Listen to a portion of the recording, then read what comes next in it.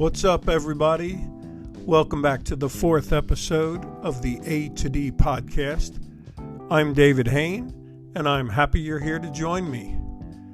I've been amazed by the feedback and encouragement I have received in this endeavor from around the world.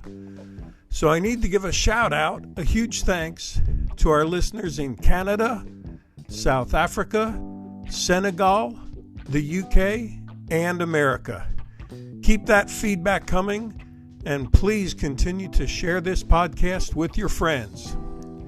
If you are from a country I didn't mention, contact me at davidfrom8to-d@gmail.com or on Instagram at davidfrom8to-d with your suggestions and ideas, and I'll give a shout out to your country in future episodes.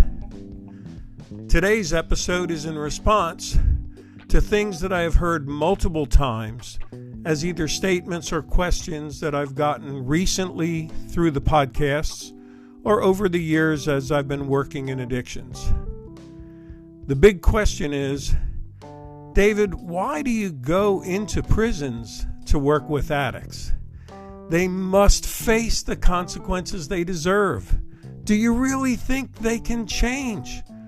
Why don't you just let them be locked up and throw away the key? Well, here's my response in today's episode entitled Break Out of Prison.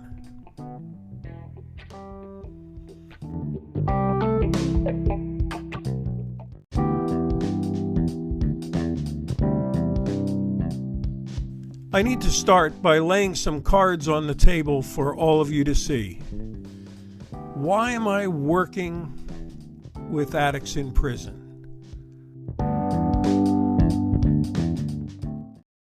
So first, let me give you some things from Scripture that have been with me for these past couple of decades that I've been working with addicts. The first is from the book of Hebrews, chapter 13 and verse 3. And it says, "Remember those in prison as if you were there yourself. Remember also those being mistreated, as if you felt their pain in your own bodies." Shoo, that's deep. So if you want to get an initial connection with my heart as to why I work with addicts in prison, it's summed up right there. But let me give you more. From the book of Isaiah, chapter 42 and verse 22, the New Living Translation says, "But his own people have been robbed and plundered, enslaved, imprisoned, and trapped. They are fair game for anyone and have no one to protect them, no one to take them back home." And I take that as a real personal call on my life and the life of our work from addict to disciple. You see, everyone who has been ensnared by addiction feels like a prisoner of their addiction, no matter if they are still in the community or if they wind up in jail. And if they wind up in jail, it's important to remember that 65 to 80% or more of all prisoners worldwide are there because of the crimes they committed under the influence of drugs or alcohol, or the crimes they committed to get money to support their addiction. And these same percentages exist for recidivism. And recidivism means the percentage of inmates who are released that are arrested and incarcerated again within 3 years of their release from prison. And no matter where I go in the world, those percentages of 65 to 80% or more hold true. And in some countries, 80% of the prisoners are back in prison in less than 6 months or less than 3 months, not because they committed a new crime, but because they relapsed and gave a dirty urine when they met with the probation or a parole officer. So, are you getting to see why I work with prisoners? And when I go into work with the prisoners, we go in from the standpoint of this quote: before you can break out of prison, you must realize why you are locked up. This was an anonymous quote I read a while ago, and let me rephrase it or paraphrase it for this podcast. Before you can break out of the cycle of addiction, incarceration, relapse, and recidivism, you must realize what keeps jamming you up. So as we go in and work with people in the prisons, we're really looking at helping them find their wound, find what's going on in them that keeps jamming them up and leads them back into their addiction and back into prison. And we got interested in prison work from years of doing outreach on the streets of Kensington, Philadelphia, and the El Segundo part of the Badlands in North Philadelphia. While we were doing outreach there, I kept finding myself knee-deep in several things. First, there were hundreds of heroin addicts doing an average of a bundle of heroin, which is 13 bags of heroin every day. Secondly, I had too many visits to the morgue to identify the bodies of John or Jane Does who had overdosed in their addiction, and no one knew who they were. Third, I took countless trips to detox units and rehabs and being an advocate for people to get into detox or get into rehab.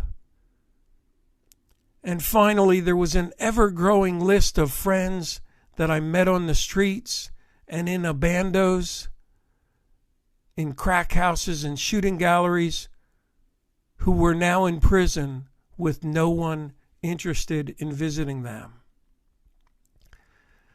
And I found that first-time prisoners had the same emotions as addicts that I would meet in Kensington or North Philadelphia, who had come in from the suburbs or rural areas or other states and just found themselves on the streets of Philly and thought, how did I get here? I never chose this. And as I'd befriend them, they'd ask questions like, will I ever get out? How old will I be if I do get out? How much of my life have I thrown away? How do I live like this? I've learned I can survive, but this isn't living, it's just a slow death. And these are the same questions that prisoners ask as they come to grips with the length of their sentence. How do I live these next 5 years, 10 years, 20 years when it feels like a slow death? How do I deal with being separated from loved ones and friends? How do I understand and really grasp that this prison, this cell block, is going to be my home maybe forever? And as I talk to the inmates,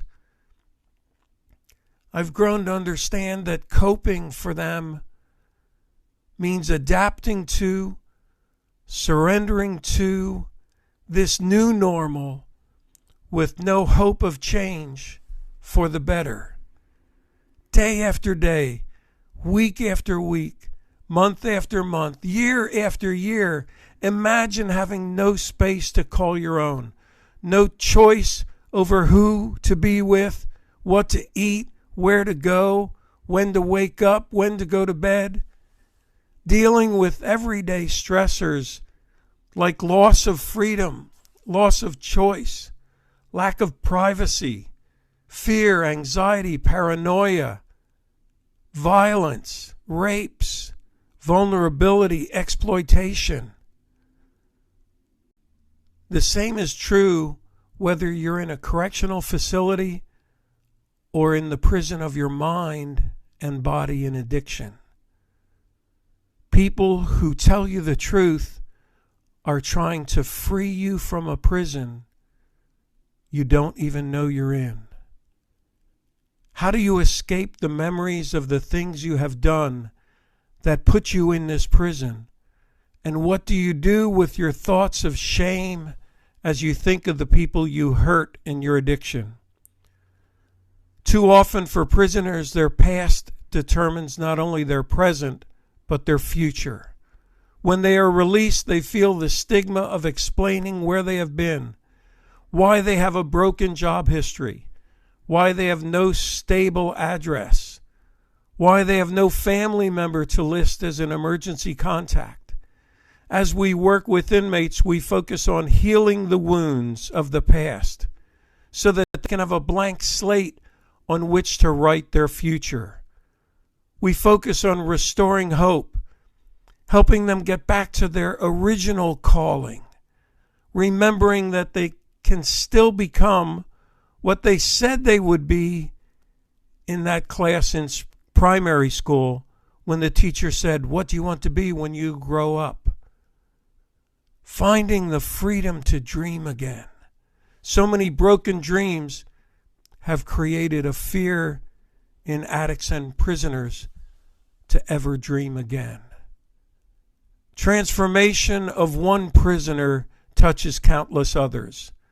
Fellow inmates, guards and officials, family, friends, children, unborn grandchildren, cousins. It touches generations. In future podcasts, I'll share some testimonies from ex-prisoners and addicts who have found incredible transformation and healing, and also the reactions of their families to this restoration and reconciliation that they experienced. But for today, I'd like to close with a quote from President Franklin Delano Roosevelt, who in the 1940s said, "Men are not prisoners of fate, but only prisoners of their own minds." And I want to ask each of you listening, are you willing to risk and summon up the courage to face incredibly challenging odds to live your dreams in recovery? The biggest thing keeping you from success is the belief that you cannot succeed.